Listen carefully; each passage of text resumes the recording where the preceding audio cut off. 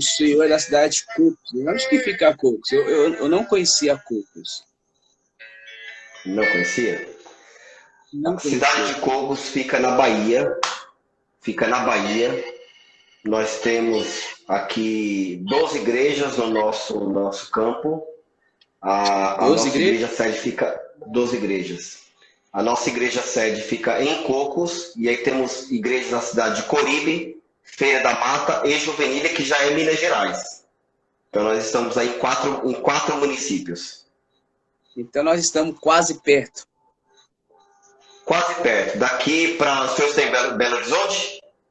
Belo Horizonte. Pronto. Daqui para Belo Horizonte dá mais ou menos uns 800 quilômetros. Quantos? 800 quilômetros, aproximadamente. Não é tão longe não, né? É e não é, né? Não, não. É quase ali do Mineiro. É quase ali, né? É, Pastor, vamos lá, porque para a gente ganhar tempo, até porque essa live vai ficar salva. Então, depois, e o senhor sabe que a certo. internet é rotativa, né? Entra, sai pessoas e então vamos entrar no nosso assunto. Eu achei para os irmãos que está aqui conosco, que verá depois, nós estamos com o pastor Márcio Brito, pastor superintendente da Igreja Unida na cidade de Cocos, e que nos atendeu prontamente para estarmos aqui batendo um papo por uma hora aí, depende da conversa, e um tema bastante sugestivo, né? A excelência em servir. É um tema muito bom e que junta duas palavras poderosas, excelência e servir, né? E quando casa-se, pode ter certeza que virá coisas boas. Pastor, fique à vontade, faça a sua saudação inicial, a palavra é toda sua e, na medida do possível, nós vamos interagir. Desde já, meu muito obrigado. Amém. Pastor, eu quero primeiro agradecer o senhor por esse convite. Já nos falamos via WhatsApp, é uma alegria poder receber o senhor também no nosso ministério. Tem muito a Amém. nos ensinar, a acrescentar. Estamos aqui para somar e trabalhar para o reino. Então eu agradeço esse convite, me sinto honrado por isso. Eu estou vendo algumas pessoas já da nossa cidade que estão entrando, não vou citar nomes por uma questão também de lógica, porque depois vão entrar e a gente vai acabar tendo que falar também. Mas quero agradecer aqui os irmãos que entraram também da nossa cidade.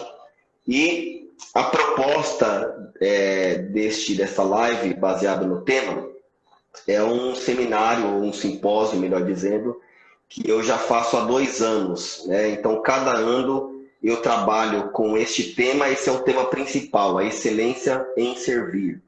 E esse ano nós acrescentamos mais uma palavra, então vamos continuar no próximo ano com a excelência em servir e mais algum tópico importante. Então, esse ano eu trabalhei com o tema a excelência em servir, unidade. Então, vamos falar sobre unidade na igreja, unidade entre os irmãos, unidade para trabalhar com excelência, unidade na excelência do serviço do Senhor. No ano passado, nós falamos do tema a grosso modo, e falamos em algumas igrejas nossas aqui na Bahia e em São Paulo também. E hoje, e esse ano, a gente já estendeu esse simpósio para outras igrejas e também no nosso campo. Inclusive, amanhã eu estarei em uma das nossas igrejas, finalizando a nossa agenda do ano na Igreja de Água do Carmo, falando também sobre esse assunto.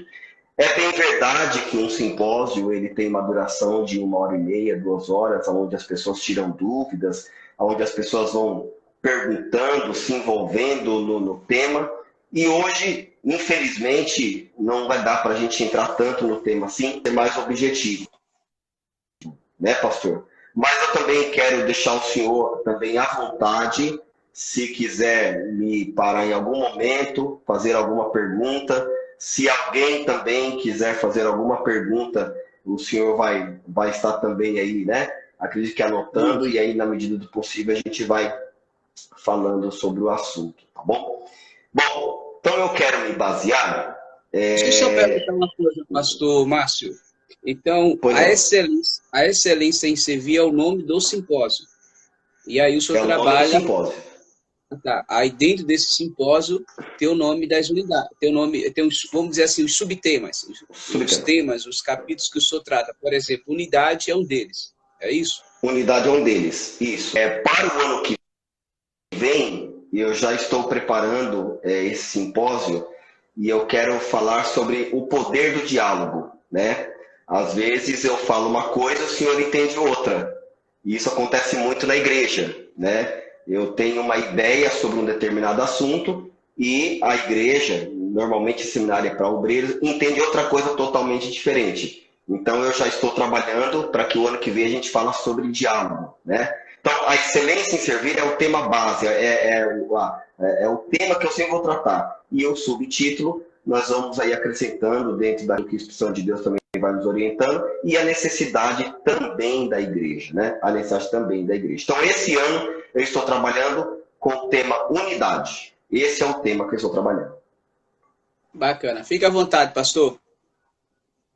Amém. Eu quero me basear em um texto que está em 2 Reis, segundo livro dos Reis, capítulo de número 6. Segundo livro dos Reis, capítulo de número 6. Diz assim: E disseram os filhos dos profetas a Eliseu: Eis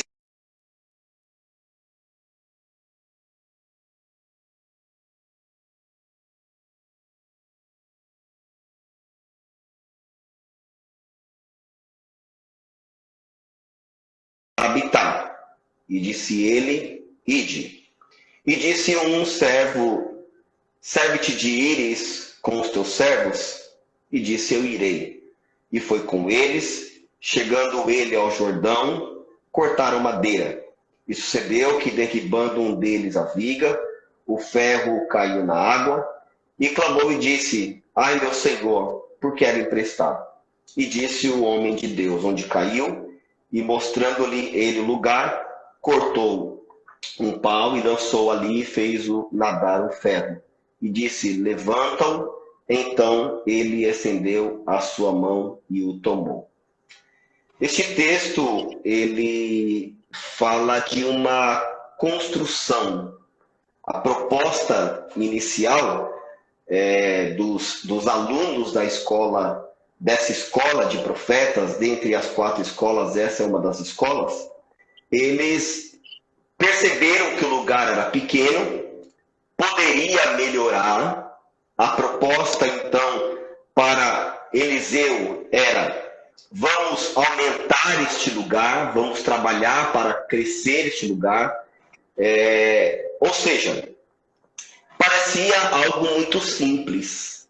Muito simples. Era simplesmente uma construção. Vamos pensar, a grosso modo, pastor Getúlio, para a igreja, vamos fazer uma galeria, vamos fazer um elevado de mais um andar na igreja. Parecia algo muito simples. Basicamente uma construção. Eu quero que isso fique muito claro para os irmãos que estão nos assistindo, porque fica mais fácil de entender a minha linha de pensamento. Porém, quem era Eliseu? Eliseu era o líder. Eliseu, ele está na qualidade do pastor da igreja hoje. Ele está na qualidade de alguém que está numa liderança. E para trabalhar e para mexer algumas coisas dentro de uma estrutura, é necessário eu entender que algumas coisas já estão construídas. Quando Eliseu assume o ministério de Elias, Elias já tinha trabalhado. Elias já tinha trabalhado há um tempo para que essa estrutura estivesse pronta. Quando Eliseu assume, alguém já iniciou esse trabalho. Quando alguém chega para Eliseu e também faz a proposta de aumentar, ou seja, Eliseu também sabia muito bem que já havia uma estrutura. Mas como líder, ele poderia simplesmente falar que não ou ensiná-los. E eu vejo exatamente nesse texto que Eliseu, ele aproveita a oportunidade para ensinar. e ensinar na prática. Coisa boa é quando ensinamos obreiros na prática. A primeira coisa que eu vejo, meu amado pastor, ele ensinando é o que é estrutura. O que é estrutura? É algo que já está construído, é algo que já está organizado. Por exemplo, como uma estrutura de um prédio. Eu posso mexer na estrutura de um prédio ou eu posso simplesmente fazer uma reforma ignorando as suas estruturas. Estrutura é algo que já está construído. É como alguma coisa que está construído de uma forma, uma base para uma construção, mas não só isso. É uma estrutura organizacional. Por exemplo, de uma igreja, de uma empresa, de áreas hierárquicas da igreja. Já tem uma base, já tem uma estrutura. Por exemplo, cargos e funções. Vou dar um exemplo do pastor, por exemplo. Qual é o cargo do pastor? Ele é pastor. Mas quais são as suas funções? Dentre tantas, guiar, alimentar, confortar, corrigir, proteger o rebanho. Eu tenho para mim que Eliseu, ele está numa qualidade de ensinador, de cuidador, ele está guiando os seus alunos, os seus rebanhos, o seu rebanho, os seus obreiros. Então ele precisa, antes de qualquer coisa, trabalhar na estrutura emocional, na estrutura espiritual e deixar com que as coisas aconteçam de uma forma natural na vida deles. No sentido figurado, ter estrutura significa condições de sustentar algo, seja ela de forma emocional, seja ela de forma estrutural. É eu falar, eu tenho uma estrutura. Ou seja, quando um dos filhos dos profetas chegou a Eliseu e falou, olha, o lugar em que habitamos diante da tua face nos é estreito, vamos, pois, até o Jordão. Ele poderia falar, não é hora de ir. Mas Eliseu também estava trabalhando a estrutura. E nós, como pastores que somos, o Senhor também, que é pastor, às vezes nós temos que deixar as pessoas ver a estrutura. Deixamos eles trabalhar na estrutura. Nós precisamos deixar eles ver o que já está construído. Ou seja, quais são os sinônimos da estrutura, pastor? Sustentação, esqueleto, armação, suporte, alicerce, eixo, substância, fundamento, programação, projeto. O que eles estavam propondo para Eliseu? Eliseu, o lugar está pequeno. Eu quero mexer no esqueleto. Eu quero mexer na estrutura. Eliseu, eu quero mexer nas suas fundações. Eu quero mexer nos seus alicerces. E Eliseu, ele vê aquela proposta. E ele sabe exatamente o que ele estava trabalhando. Agora, perceba-se uma coisa. Eliseu não estava trabalhando apenas a estrutura predial. Eliseu também estava trabalhando a estrutura de um relacionamento. E a estrutura, ela define tanto o sucesso quanto o fracasso de qualquer projeto. A estrutura, ela define o sucesso ou o fracasso de qualquer projeto. Relacionamento e construção precisa de um projeto. Como assim? Ele tinha um bom relacionamento com os seus liderados. E eu vejo que ao longo do tempo, o relacionamento ele vai amadurecendo. Porém, as bases não podem ser mexidas. As bases elas precisam ser aperfeiçoadas. E eu vejo 3 bases fundamentais para que esta unidade entre os obreiros de Eliseu, entre os alunos de Eliseu e o próprio Eliseu continuasse firme. Eu quero citar 3 bases. A primeira, o respeito. A segunda, o carinho. E a terceira, dedicação. Acontece muito nas igrejas, com o decorrer dos anos, as pessoas perderam o respeito pelos seus líderes. Acontece muito no decorrer dos anos, as pessoas perderem o carinho. Por quê? Porque as pessoas apresentam seus defeitos. É natural. Se o senhor conviver comigo, o senhor vai descobrir os meus defeitos. Se eu conviver com o senhor, é natural eu conviver, eu também descobrir os seus defeitos. E as pessoas começam a perder. Oi? E são muitos os meus defeitos, viu?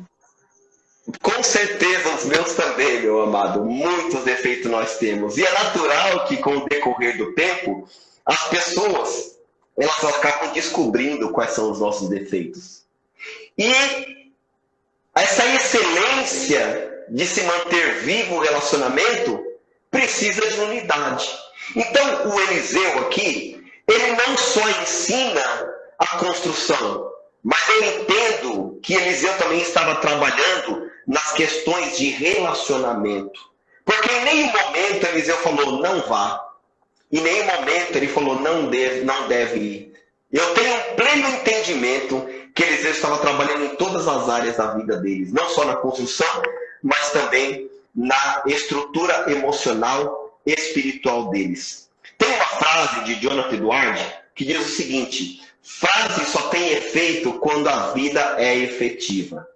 Tudo que dissemos será inútil se não for confirmado pelo que fazemos. Esta é a frase de Jonathan Edwards. Tudo que dissemos será inútil se não for confirmado pelo que fazemos. Não seria interessante, em nenhum momento, Eliseu trabalhar tanto tempo com eles se não houvesse uma vida efetiva? Seria inválido. Não teria retorno nenhum.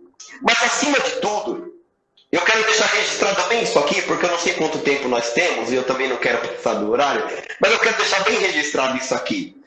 Eliseu também estava ensinando eles a entender o que era uma base.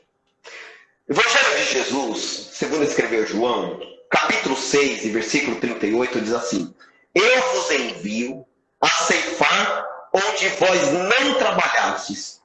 Outros trabalharam e vós entrastes no seu trabalho. Por exemplo, eu estou aqui há 11 anos.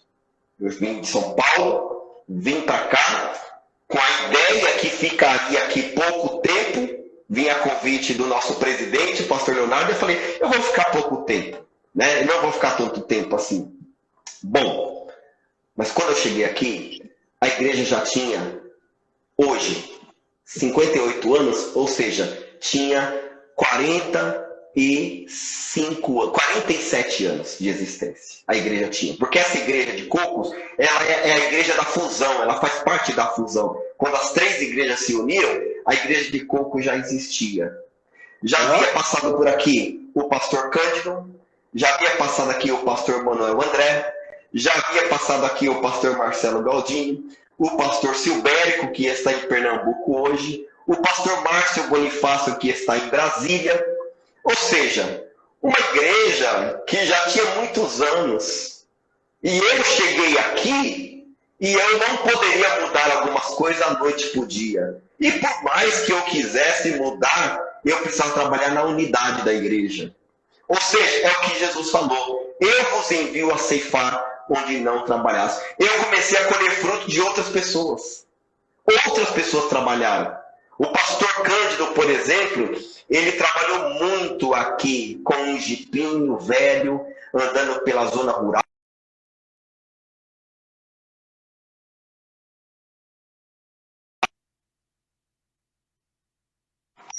E ele contava muito essa história quando a gente se encontrava, que ele rebocava as paredes com as mãos, que ele trabalhava o dia todo e à noite ele ia pregar. Ele não tinha salário, ele não tinha uma renda, ele não tinha como, ele tinha que trabalhar e manter os filhos. Ou seja, eu cheguei aqui e já tinha uma outra estrutura. É claro que essa estrutura ela foi melhorando, mas eu não posso simplesmente destruir o que já está feito, porque a excelência do servir está exatamente em servir o reino e não a mim servir, e não a servir as minhas bases. Não destruir o que já está sendo, o que foi feito, para que eu possa construir algo com a minha mentalidade. Não é só isso. Então Jesus falou isso. Eu vos envio a ceifar, aonde não trabalhasse. Outros trabalharam, e vós entrastes no seu trabalho. Eu fui inserido num trabalho, num projeto aqui deste campo que outros já sonharam há muitos anos atrás. Então fui inserido. Eu entendo, pastor, que o Eliseu estava dizendo exatamente assim: vamos lá, mas antes que vocês comecem, eu quero que vocês entendam, Eliseu já passou por aqui. Eu estou aqui, eu já estou velho, já estou cansado. Mas vamos lá. E tem alguns líderes, eu tive um pastor, ele hoje é de Carapicuíba, ele mora em Carapicuíba e congrega na nossa igreja lá. Ele falava com a gente no olhar. Ele quase não falava, né? Ele olhava para a gente já sabia o que ele estava falando. E eu imagino que Eliseu seria homens como esse pastor que eu tenho muita estima, que é o pastor Mariano Ambrosio. Ele olhava e falava: vamos lá, vamos ver o que vai acontecer. Outro texto que eu acho interessante, primeira carta de Paulo aos Coríntios, capítulo 3, versículo 6 a 8, muito conhecido.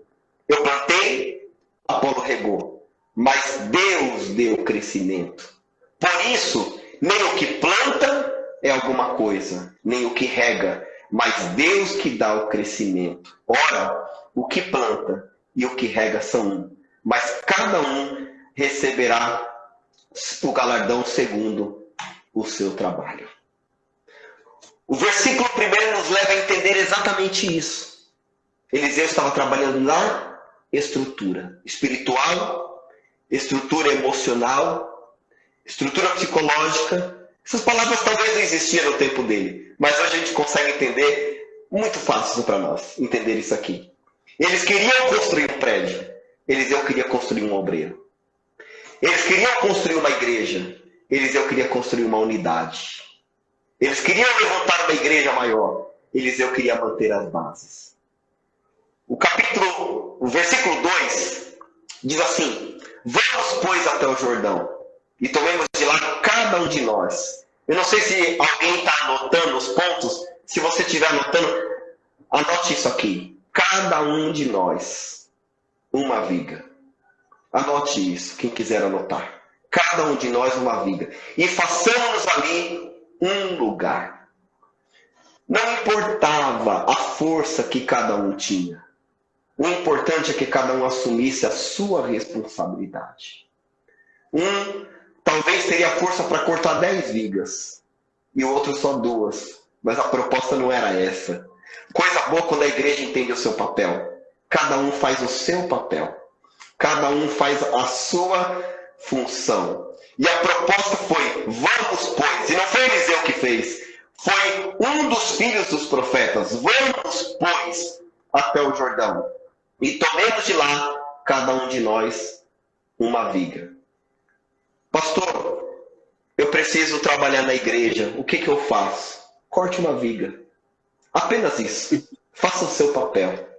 Cortando uma viga, olha a conclusão do versículo. Fazendo, e isso o senhor conhece muito bem, nos ensinará muito mais do que isso, mas fazendo a exegese, ou a hermenêutica do texto. A exegese do versículo corte uma viga e construa um lugar. Se todos cortarem uma única viga, será um único lugar para todo mundo habitar. Muito simples, muito fácil de entender isso. A proposta era essa: vamos lá e cada um corte uma viga. O que eles deveriam então se tornar a partir daquele momento? Eles eram seminaristas? Eles eram talvez profissionais de alguma área? Eles voltariam para suas casas para executar alguma função nas suas terras? Sim, mas naquele momento eles seriam cortadores de lenhas.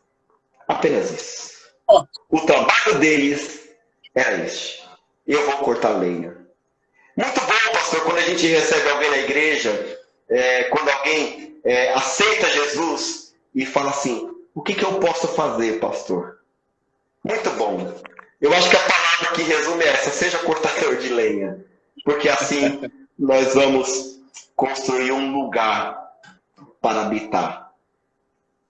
Paulo escrevendo a Tito, capítulo 1 e versículo 5, diz assim: por essa causa te deixei em Creta, para que pusesses em boa ordem as coisas que ainda restam, E de cidade em cidade estabeleça presbíteros, como já te mandei. Quando Tito vai a Creta, mandado por Paulo, pelo seu líder, Paulo fala assim, ó, coloca em ordem, coloca em boa ordem as coisas que ainda restam. Quando eu li este versículo, estava preparando este seminário aqui, este simpósio, melhor dizendo, eu fiquei pensando, poxa, será que Paulo não tinha condições de colocar em ordem as coisas em Creta? Mas não dependia de Paulo. Às vezes depende do tempo. Às vezes depende do tempo. Tem coisas que eu consigo arrumar na igreja hoje, depois de 11 anos. E com o primeiro ano eu não consegui. Tem coisas que eu consegui com o primeiro ano. É como se a gente observasse um carro em uma estrada. Ele sai com a sua primeira marcha, a segunda, e ele tem força no motor para ele sair de uma vez. Mas depois ele tem que ir aumentando as suas marchas até chegar à sua quinta marcha, seja qual for a capacidade do carro, e depois ele entra numa estabilidade. E ele vai andando até o lugar que ele deve chegar no seu destino. Tem coisas que nós vamos fazer e nós vamos acelerar mais. Nós vamos forçar mais o motor para aquilo acontecer. Mas tem coisas que vão acontecer de forma natural. E o que Paulo disse a Tito foi isso. Eu te deixei em Creta. Há uma ordem, há uma determinação. Eu te deixei em Creta. Para que pusesses em boa ordem. Não é qualquer ordem. É em boa ordem. As coisas que ainda restam, ele não conseguiu colocar tudo em ordem. Paulo não conseguiu. Outros obreiros não conseguiram. Mas ele falou, agora coloca você em ordem. As coisas que ainda restam. Sempre tem alguma coisa a fazer na obra do Senhor, pastor. Sempre tem. Quando o meu tempo aqui acabar, Deus vai levantar outro pastor, virar outra pessoa, Deus levantará alguém aqui e com certeza vai fazer algo muito maior do que o que eu estou fazendo, porque sempre vai ter. E até Jesus voltar vai ser assim. Deus sempre vai levantar alguém que vai fazer coisas e vão colocar em ordem as coisas que ainda restam. Então, não é incapacidade minha, ou do Senhor, ou do próprio Paulo. É porque tem coisas que dependem do tempo. Às vezes é preciso mudar uma geração inteira para mudar uma situação. Uma geração inteira, senão não muda uma situação. E ele disse assim, olha, e vá de cidade em cidade. Eu imagino que seria cidades próximas, um campo que ele estava formando ali, igrejas próximos, campos missionários, pontos de pregações, como alguém queira entender melhor, como soe melhor aos seus ouvidos. Mas vá de cidade em cidade e estabeleça presbíteros, como já te mandei. Tinha coisas para colocar em ordem e tinha obreiros para ser levantado. Significa que o trabalho de Paulo foi um trabalho que não deu resultado? Não. Paulo, ele colocou a primeira, a segunda, a terceira marcha, e ele falou, Tito, agora é contigo, agora é com você, vai. Entendeu? Eu já te mandei, eu já te direcionei, já abençoei tua vida, vai embora. Então tem algumas coisas que Elias conseguiu fazer. Vamos voltar para o texto, sem fugir do texto? Eu vou e volto para a gente conseguir achar aqui um entendimento do texto. Tem coisas que Elias conseguiu fazer. Tem coisas que Eliseu conseguiu fazer. Mas tem coisas que era um dos filhos dos profetas ali, entre eles conversaram e falou, agora é com a gente, o trabalho é nosso. Nós temos pouco tempo para servir a nossa geração. Pois não, pastor. Essa fala do Senhor aí me lembrou do que Jesus disse para o moço lá de qualidade. Ainda te falta alguma coisa, né?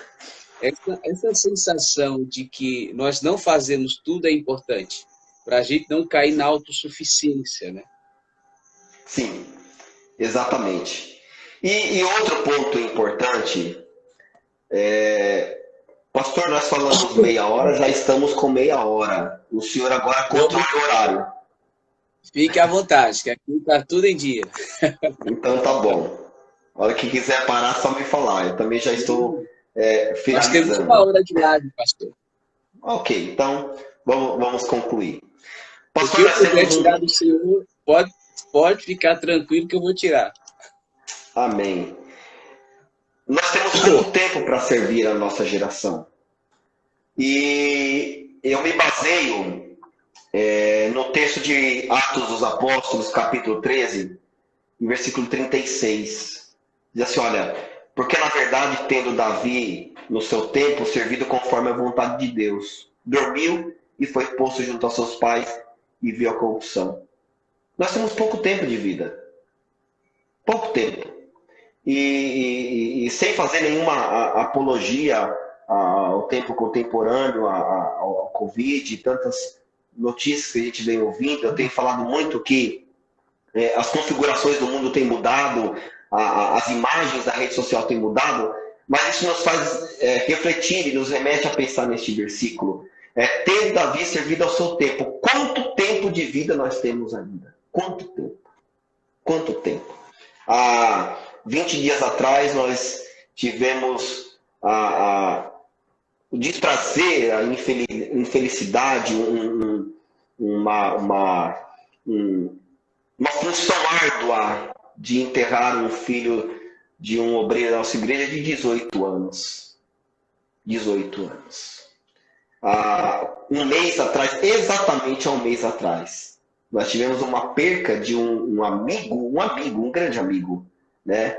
Ele pegou Covid, ele foi internado na sexta, na segunda-feira ele foi transferido para outra cidade, na terça ele foi entubado, na quarta ele faleceu. Um obreiro da casa do Senhor. Quanto tempo de vida nós temos? Essa é a pergunta que eu quero deixar para a gente analisar. Quanto tempo?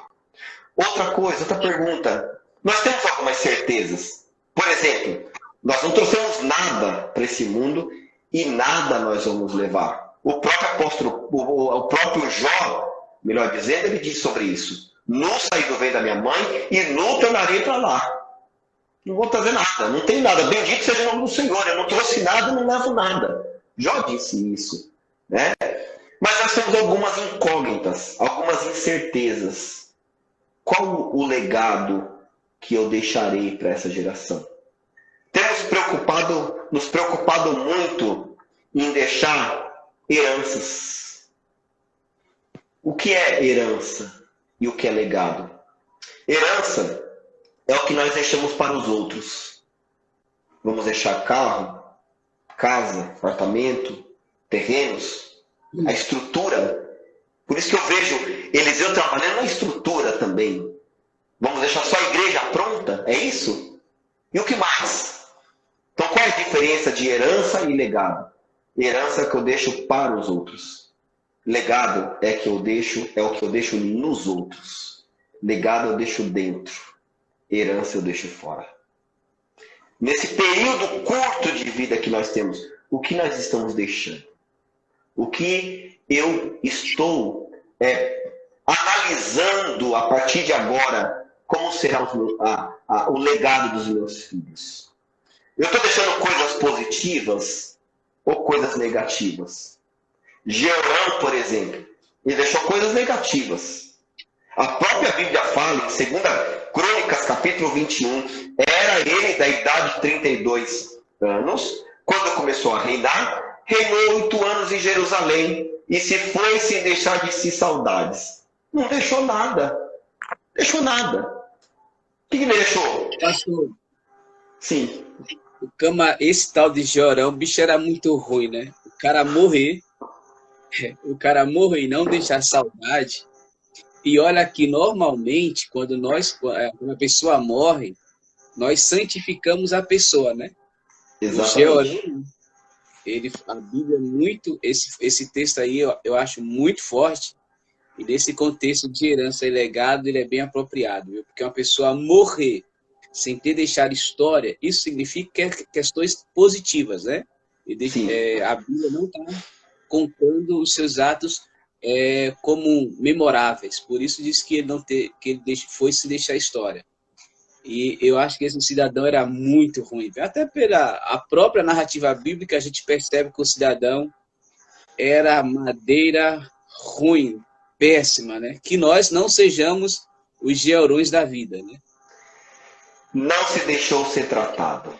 Eu acho que essa é a palavra ou a frase, melhor dizendo, que resume a história dele. Ele não se deixou ser tratado. Outras pessoas que deixaram marcas negativas. Caim, Esaú, Judas, Quantas oportunidades Judas não teve? Vamos falar de companheirismo e de obreiros rapidamente? Himeneu, Alexandre, Fileto, esses homens, o que eles deixaram para Paulo, no coração de Paulo? Olha os textos que Paulo fala sobre eles. 1 Timóteo, capítulo 1, 19 a 20, rejeitaram a boa consciência. Boa consciência. Não tiveram equilíbrio. Naufragaram na fé e foram entregues a Satanás. 2 Timóteo 2, 17 e 18. A linguagem deles corroía como câncer. 2 Timóteo 4,14. Alexandre Latueiro fez muitos males a Paulo. Eu estou dizendo de um homem que a gente sentaria dias e dias. Eu acho que seria muita ingratidão falar que a gente sentaria o dia todo com Paulo para aprender. Eu acho que a gente tem que aumentar essa quantidade de dias aí. Nós sentaríamos dias e dias para aprender com Paulo e não daria tempo de aprender tudo, porque até hoje a gente lê textos que a gente fala, meu Deus, onde estava isso aqui que eu não tinha visto antes? Né? Onde estava aqui esse texto? Eu não vi isso antes. Então, sentando com ele, Alexandre Latueiro fez tantos males para ele. Então, o nosso tempo é curto para eu deixar um legado em alguém, pastor. Meu tempo é muito curto para eu pensar em só construir templos, só construir, aumentar a igreja, levantar minha casa, construir prédios, construir mansões. Meu tempo é muito curto. E o que Eliseu estava tratando com eles, eu não consigo encontrar outra coisa no texto, a não ser isso aqui. Eu preciso trabalhar mais em vocês, na unidade de vocês. Até mesmo porque eu ainda não cheguei no ponto central deste texto. Apenas um chamou Eliseu. Só um. E é por isso que eu vejo Deus tratando a unidade com Eliseu tratando a unidade com eles. Versículo 3. E disse um: serve-te de ires com os teus servos? E disse: eu irei. Pastor Getúlio, apenas um. A escola de profetas poderia ter até 50 alunos, em média. Só um chamou. Por que a igreja, só um, se preocupa em chamar o líder? Só um. Por quê? Aí ele fala assim: vamos, serve-te de ires com os teus servos. E ele disse: eu irei. Ou seja, vamos juntos, vamos estar do lado, vamos congregar juntos, vamos construir juntos. Apenas um. Provavelmente eles olhavam para Eliseu e falavam: Eliseu não vai conseguir cortar nenhuma viga. Quem sabe a idade dele não permitia mais, porque essa é a lógica do texto. Então por que nós vamos levar o velho Eliseu? Já fez muito, deixa ele aqui descansando. Quem sabe? Romanos capítulo 12, versículo 16 diz: sede unânimes entre vós. Não ambicieis coisas altas, mas acomodai-vos a humildes. Não sejais sábios em vós mesmos. Jó 12, 12. Como idoso está a sabedoria, e a longevidade o entendimento. Tem pessoas na nossa igreja que são já avançados de idade. Como é bom sentar com essas pessoas, pedir um conselho, pedir orientações. Eu estou fazendo basicamente o que os servos de Eliseu fez. Vem junto comigo, me dá uma orientação sobre tal assunto. E ele foi junto. A Bíblia fala que ele foi junto. E chegaram ao Jordão e cortaram madeira. Eu gosto muito dessas últimas palavras do versículo 4. Cortaram madeira. Eles saíram, no versículo 1, com o objetivo de cortar madeira, aumentar a igreja, trabalhar para o crescimento. Versículo 2, cada um ia pegar uma viga. Versículo 3, vamos levar Eliseu. Mas versículo 4, eles concluem aquilo que eles estavam fazendo. Muitas pessoas não conseguem concluir o que estão fazendo e colocam a culpa em outras pessoas. Eles foram e eles cortaram madeira. Por que que eles cortaram madeira? Ficaríamos aqui mais um tempão falando sobre isso, mas eu resumo com uma única palavra. Eles foram em unidade. Eles trabalharam juntos, com um único objetivo. Eles trabalharam para o crescimento do reino. Eles trabalharam para dar certo aquilo. Eles trabalharam para ver a obra crescendo. Então eles estavam juntos, cada um cortando uma viga e cortaram madeira. E aconteceu o inesperado. Porque eles não estavam esperando isso. E sucedeu que, derribando um deles a viga, o ferro caiu na água. E clamou: ai, meu Senhor, era emprestado. Seria um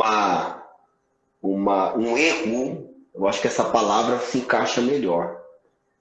Se nós aplicarmos a fala deste filho aqui, do profeta, aplicarmos ao versículo 3, dizendo que era o mesmo que chamou.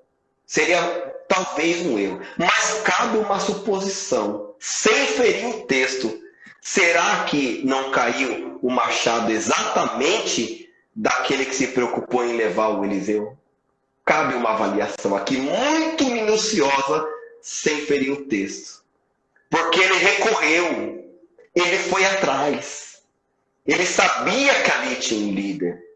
Então vamos supor que seja verdade este meu pensamento, vamos supor, ele levou alguém que poderia resolver o problema. E ele falou: era emprestado. Primeiro ponto que eu vejo nesse versículo. Segundo, a igreja tem tido dificuldade na unidade por conta da desigualdade social. Quem pega emprestado não tem condições de comprar. Quem pega emprestado não tem. Provavelmente esse tem sido um dos maiores problemas da unidade da igreja atual. A gente tem se espelhado muito em quem tem. E Deus também pode levantar quem não tem. Porque ele tinha a vontade de trabalhar. Então ele deixa bem claro: meu Senhor era emprestado. Era emprestado. Eu me lembro quando eu comecei a pregar e eu tinha dificuldade de pregar. Eu tinha dificuldade. E o meu pastor me dava o esboço dele para eu pregar. É errado fazer isso? Eu não sei até que ponto também é errado. Mas na época me serviu muito. Me serviu muito. Glória a Deus. E às vezes eu termino de pregar e alguém me pede um esboço. E eu dou com o maior carinho, pego o esboço. Né? Eu faço os estudos e mando para as igrejas, porque eu não vou pregar como ele, mas eu tinha uma base. Era emprestado. Até a gente conseguir andar com as próprias pernas, a gente pega muita coisa emprestada. Tem coisas positivas e tem coisas negativas. Mas eu quero aplicar para o positivo hoje. Né? Para o positivo. Então, eu pegava os esboços emprestados. E me serviu durante muito tempo. Eu não vou mentir para o senhor, viu? Até anos atrás, hoje eu estou com 40 anos. Vamos lá colocar aí uns 10, 8 anos. Eu tinha muita vaidade com os meus esboços. Olha a minha mentalidade. Estudei, ralei, busquei, fui lá, pesquisei. E agora eu vou dar de mão, como diz por aí, né? De mão vazia. E aí, só que o tempo te ensina que você não produz para você, você produz para os outros. Que cabe exatamente. Eu gostei muito dessas suas coisas aí, da herança e do legado. Então, você entende que o ministério, ele é servir, mas é um servir amplo. Então, quer seja através de um esboço, ou através de uma questão financeira, não importa. Se é para servir, ele tem que ser íntegro. E essa questão de esboço, para quem gosta de preparar mensagem, de pregar, o teu coração fica ali, né? E para mim era muito estranho eu ter que liberar o meu esboço. Mas o tempo te ensina que quando você libera o esboço, você está multiplicando pregadores. E graças a Deus que nós estamos vendo aí pessoas que disponibiliza os trabalhos dele. Por exemplo, hoje nós temos sermões do John Wesley, sermões de Jonathan Edwards, que o senhor citou, e de muitos outros pregadores. Estão aí, nós podemos ver, pegar na internet gratuitamente sermões que abalaram o mundo, né? Então, essa visão é muito importante, né? Nós temos, sim, que servir, inclusive, dos nossos esboços. Dos nossos esboços. Pastor, para a gente finalizar, ele pega então emprestado. E quando ele pega emprestado, ele não imaginava que ia cair esse machado. Mas a Bíblia fala que não existe nenhuma unidade na igreja se não tiver uma liderança eficaz. Encontramos exatamente essa interpretação de unidade na igreja. Entendeu? Quando Jesus ele fala da figueira, ele fala que os galhos estão ligados. Quando Jesus fala da figueira, exatamente, está ligado aos galhos. Né? Está ligado, os galhos estão ligados à sua figueira. E dá fruto, porque está ligado. Então essa ligação está ligado um ao outro. Um está ligado um ao outro. Quando cai e ele olha o líder, é porque em algum momento ele manteve a base. Eu me lembro que eu falei no início, existe 3 bases para a unidade entre a liderança e os liderados se manterem. Primeiro, respeito. Segundo, carinho. E terceiro, dedicação. Quando ele olhou o problema, ele sabia que tinha um líder. Ele sabia que tinha alguém lá para trabalhar com ele. Alguém que pudesse resolver aquele problema. Ele estava trabalhando cortando. E no meio daqueles cortes de madeira, o machado caiu. E ele diz, onde caiu? O homem de Deus disse, onde caiu? E ele mostrou onde caiu. E ele corta um pau. E realiza um milagre. Porque um pedaço de madeira não tem condições de fazer um ferro flutuar. Mas está exatamente aqui o poder da unidade. Eu estou em reforma na igreja e eu pagava, porque agora a gente não está fazendo, nesse tipo de pandemia nós paramos um pouco, mas eu pagava os pedreiros de 15 em 15 dias. E do dia de pagar, que era na sexta-feira, eu não tinha dinheiro para pagar. E eu acordei, fui orar, e eu falei, Deus, eu não tenho dinheiro para pagar. E vim mais tarde para a igreja, para falar para os pedreiros que eu não tinha dinheiro para pagar. Me aguarde até segunda-feira. E quando eu cheguei, eu chamei eles para conversar e falei, olha, eu quero falar para vocês que eu não vou poder pagar hoje, não tenho dinheiro. E eles falaram assim, pastor, pagar o quê? Falei, pagar a quinzena de vocês. E eles falaram, não, pastor, o fulano de tal, um membro da nossa igreja, acabou de passar aqui, pagou os 15 dias e disse o seguinte, o que faltar, manda o pastor me procurar. Eu não pedi para essa pessoa fazer. Mas tem hora que o machado cai e Deus realiza o milagre por conta da unidade. Por conta do vínculo em comum.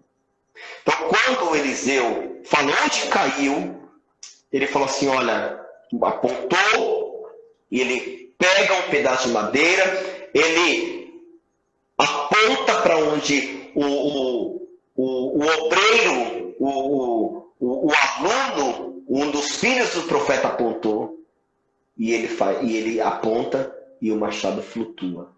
Agora, para a gente finalizar, ele não sabia a profundeza. Ele sabia aonde tinha caído. A gente sempre sabe aonde caiu. A gente não sabe como reconstruir. Mas a gente sempre sabe onde caiu. E quando o Eliseu aponta a madeira e faz o ferro flutuar, ele disse assim, levanta-o. Então estendeu a tua mão e o tomou. Pastor, não estava tão longe. Ele precisou só estender a mão. Ele não foi nadar para buscar. Ele só estendeu a mão. Tem coisas que estão muito próximas da gente. É só estender a mão. Com essa palavra, eu entendo que Eliseu estava trabalhando na unidade dos obreiros dele. Que Eliseu estava trabalhando no emocional, no espiritual. Eliseu estava mostrando, já existia. Eu precisei trabalhar com o que tinha. Mas para vocês trabalhar agora, vocês vão precisar depender de Deus. E é assim que acontece a unidade da igreja. Existem momentos que Deus precisa fazer o seu milagre para a igreja voltar a depender dele. Deus abençoe, pastor. Eu fico por aqui. Nós temos mais 7 minutos dentro da nossa 1 hora, pelo que eu estou vendo aqui. Mas eu gostaria de finalizar aqui. E eu quero retornar a palavra ao senhor. Agradecer mais uma vez esse convite. Estou aqui à sua disposição. Se eu puder lhe servir, estarei aqui. Deus abençoe. Pastor Márcio, palavra poderosa, poderosa. Para quem gosta das minúcias, certamente foi edificado. Eu gostaria de fazer 3 perguntas para nós aproveitarmos o nosso tempo dentro do que nós conversamos. Por exemplo, dentro da unidade, na sua experiência pastoral, quais são os maiores inimigos da unidade? Amém. Pastor, antes de responder essa pergunta, só para deixar esclarecido o texto, eu falei sobre a videira verdadeira, ok? Que está ligado nos seus ramos.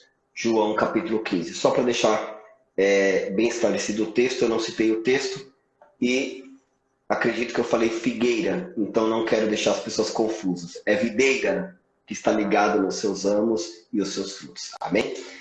Quais são os desafios? Primeiro, vaidade. A vaidade do homem quebra a unidade. Segundo, não respeitar o dom do outro. Eu tenho um dom, o senhor tem outro dom. Eu tenho um chamado, o senhor tem outro chamado. E às vezes falta esse equilíbrio na igreja. Deus não vai levantar pregadores, a igreja inteira, a igreja não serão todos pregadores. Também não serão todos cantores. E não serão todos mestres. Não serão. O fato de ter o diploma de teologia não vai fazer dele mestre. Porque ele precisa gostar de ser mestre, ele precisa gostar de pesquisar. Ele tem que se aprofundar. O senhor tem quantos anos, pastor, de estudo? 20 anos, 30 anos, 15 anos? Entendeu? Ou seja, cada um tem a sua experiência dentro do seu chamado. E às vezes falta isso. O que falta e o que quebra a unidade da igreja, às vezes, são as suas vaidades, a falta de reconhecimento do dom do outro. Eu acho que basicamente é isso. Tá? Poderíamos citar vários, claro, mas esses 2 para mim me traz muitas preocupações. A vaidade é terrível. O senhor falou aí do nosso tempo, nós não, né, temos pouco tempo, e eu achei muito interessante quando o senhor citou essa transição de geração, né? O senhor foi aí para poucos, mas já tinha um trabalho. O senhor simplesmente deu continuidade a algo existente. O que a nossa geração, vamos dizer assim, essa geração mais jovem, né? Geração mais jovem, entenda aí homem dos 40 anos em diante. O que essa geração de pastores podem deixar como legado para a geração vindoura? Nós estamos, talvez, em um período de formação mais difícil, pastor. Nunca se teve tantas informações e tão pouco interesse. Tantas informações hoje nós temos e tão pouco interesse. O que eu atribuo a isso e o que a gente pode deixar? A nossa geração hoje, ela não passa de 10 anos. E os tempos de gerações vão mudando. 50 anos, 35, 25. Hoje a nossa geração está passando muito rápido. E o fato da nossa geração passar muito rápido, nós estamos tendo dificuldade de formar pessoas para o ministério. A Igreja Unida, ela sofre com isso. Nós temos um dado da nossa convenção que a maioria dos nossos pastores, e isso a maioria mesmo, eu estou falando de mais de 70%, são pastores acima da idade. Quando eu falo acima da idade, não é que eles passaram do tempo.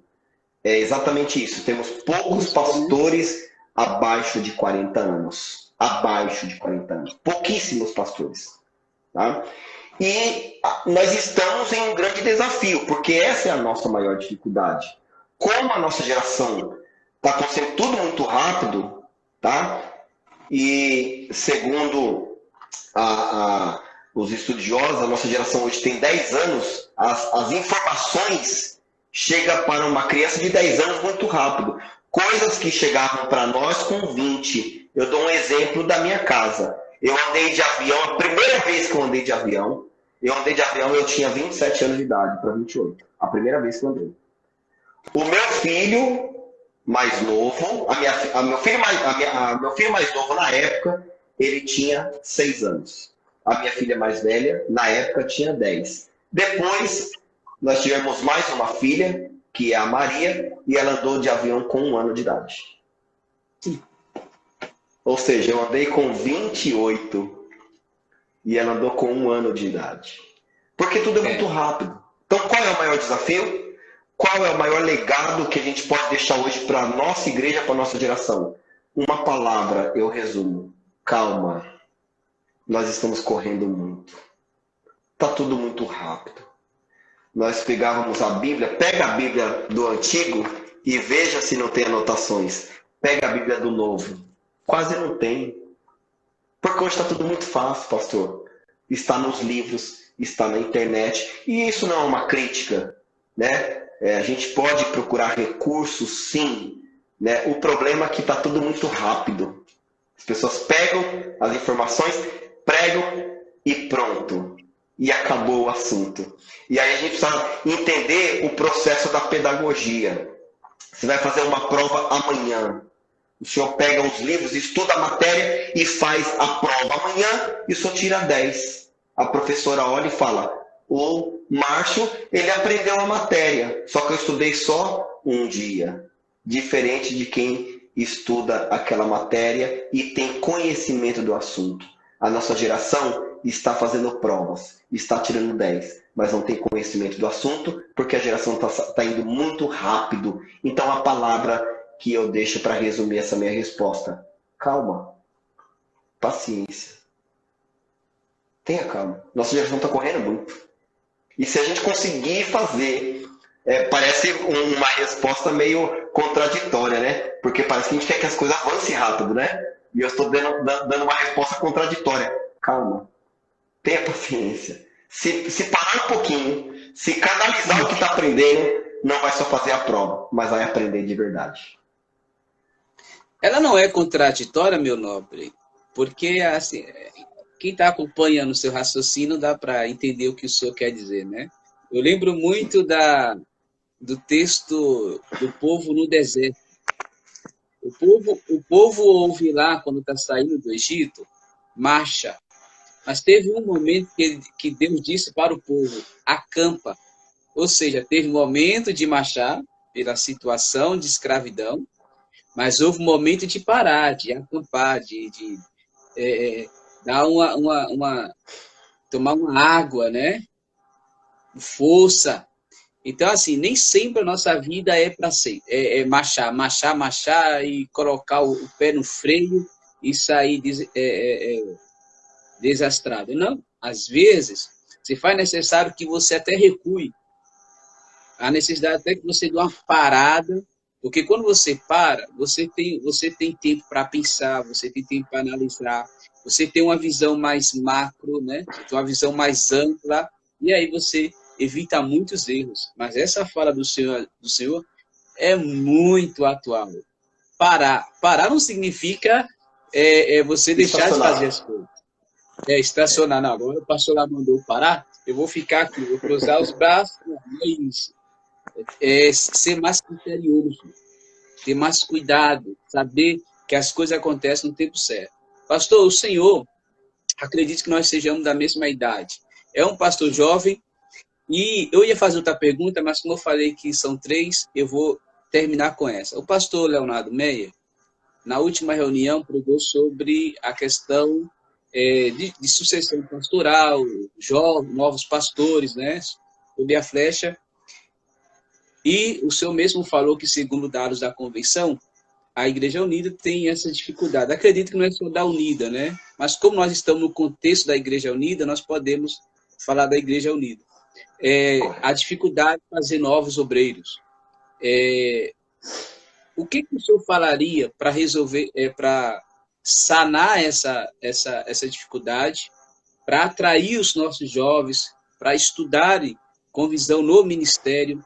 O que o senhor falaria para despertar, como disse Paulo a Timóteo, desperta o dom que há em ti? O que o senhor falaria para os jovens, principalmente da Igreja Unida, que despertem para o ministério pastoral, se de fato Deus tem a chamada e a vocação na vida deles?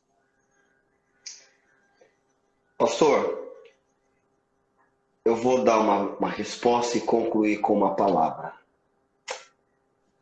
Eu tinha por volta de 8, 9 anos de idade, quando eu chamei o pastor da igreja onde eu congregava, que era meu pai, e eu pedi para ele: pai, me separa o diaconato. E ele falou para mim assim: não posso, você é muito novo. Isso eu tinha menos de 10 anos, isso é certeza. Depois os meus irmãos foram batizados com o Espírito Santo com 12 anos de idade. E eu não fui. E eu fiquei preocupado com aquilo, porque eu achava que tinha alguma coisa errada em mim, porque eu não era batizado com o Espírito Santo. Bom, os anos se passaram, eu fui batizado com o Espírito Santo. Eu assumi igreja, a primeira igreja que eu assumi, eu tinha 20 anos de idade. Primeira igreja, eu já tenho 40, nós temos a mesma idade. Mesma Né? idade. 40 anos de idade. Mas eu lembrei disso, eu lembrei dessa trajetória quando eu fui numa formatura numa escola aqui na nossa cidade, e a professora que estava conduzindo a formatura perguntou para os alunos: o que vocês querem ser quando vocês crescerem? Eles eram pequenos na primeira fase e eles respondiam: eu quero ser advogado, o outro eu quero ser médico, o outro eu quero ser bombeiro, e assim por diante. E um deles se levantou e falou assim: eu quero ser sacerdote quando eu crescer. E eu lembrei, quando eles estavam falando, eu lembrei quando eu tinha 8 para 9 anos de idade, e eu lembrei da minha fala quando eu pedi para ser obreiro. Bom, nós como pais estamos falhando. Nós estamos falhando. O problema está na fábrica. E a fábrica é chamada casa. E a pandemia revelou isso. A pandemia revelou que nós estamos falhando como pai. A pandemia revelou que nós estamos falhando como líderes de casa. Nós estamos falhando.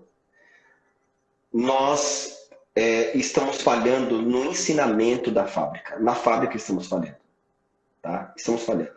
A gente quer que nossos filhos sejam doutores. Não tem nenhum problema. A gente quer que nossos filhos sejam médicos. E não tem nenhum problema. Mas a gente tem esquecido de olhar para o ministério. Nós, pais. Por que que a Igreja Unida e outras igrejas, sem perder a ética, não vamos citar nomes, tem falhado? Aonde tem falhado? Estamos deixando heranças. E nós estamos deixando legado. Como que a gente desperta isso na Igreja Unida? Eu resumo. Precisamos voltar a orar. Precisamos entender isso. Precisamos olhar para a nossa casa. Deus envia. Envia não, Deus. O Senhor pode até enviar. Levanta aqui. Levanta aqui. Eu sou pastor. Eu tenho mais 2 irmãos pastores que são pastores aqui comigo. na região. Nós temos aqui no campo outros pastores com idades abaixo de 40 anos, e temos grandes homens de Deus aqui, acima dos 50 anos, 60 anos, grandes homens de Deus. E eu perguntei para Deus, quando eu vim para cá, como eu quebraria uma maldição, eu posso usar esse termo, uma maldição hereditária, ou vou usar o texto bíblico, fica mais fácil assim. Jesus disse assim, ó, esta casta de demônio só sai com jejum e oração. Casta é herança, né? Casta são coisas que estão enraizadas, vamos colocar dessa forma, para as pessoas entenderem melhor. E eu comecei a orar. Todas as vezes que saía um pastor, deixava uma confusão. Todas as vezes que saía um pastor antigo, levava a família inteira. Não saía na bênção. Eu falei, preciso orar por isso. A igreja está precisando orar, pastor. Nós não estamos crescendo. Parece que a igreja brasileira está crescendo, mas não está. Nós estamos nos dividindo, nós estamos esquecendo das formações em casa, e a gente quer que Deus envie. Então eu resumo, precisamos orar. E oração, ela é pontual. Eu uso sempre uma expressão, orar no microfone é fácil. Amado e soberano e querido Deus. Jesus não falou para orar no microfone, Jesus falou para orar no quarto. Orar no quarto. Por que a oração do quarto? É apenas uma representação do que estamos falando aqui hoje. No quarto a gente se derrama. No quarto a gente abre o coração. Nós, igreja do Senhor, precisamos ir para os nossos quartos e falar, não temos pastores na igreja. Está faltando sacerdotes na igreja. O que eu devo fazer? Esse é um dos pontos que eu julgo importante que a gente pode fazer para levantar obreiros e pastores na igreja. Um dos pontos que eu julgo muito importante, pastor. Então, resumo minha resposta. Precisamos orar. É isso. Tá certo. Meu pastor, foi muito bom estar com o senhor essa última hora. Uma hora muito produtiva. Certamente voltaremos com outros temas.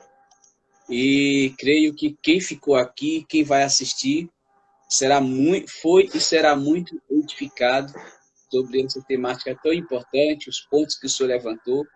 E que a minha oração é que Deus abençoe, continue abençoando a sua vida aí no campo de coco, que a igreja do Senhor continue pujante, o seu ministério seja abençoado e que as ricas bênçãos dos céus acompanhem a sua vida, a sua família e que o seu ministério seja muito próspero, continue sendo esse canal de bênção para a igreja do Senhor Jesus, em especial para a Igreja Unida que está sob o seu pastoreio.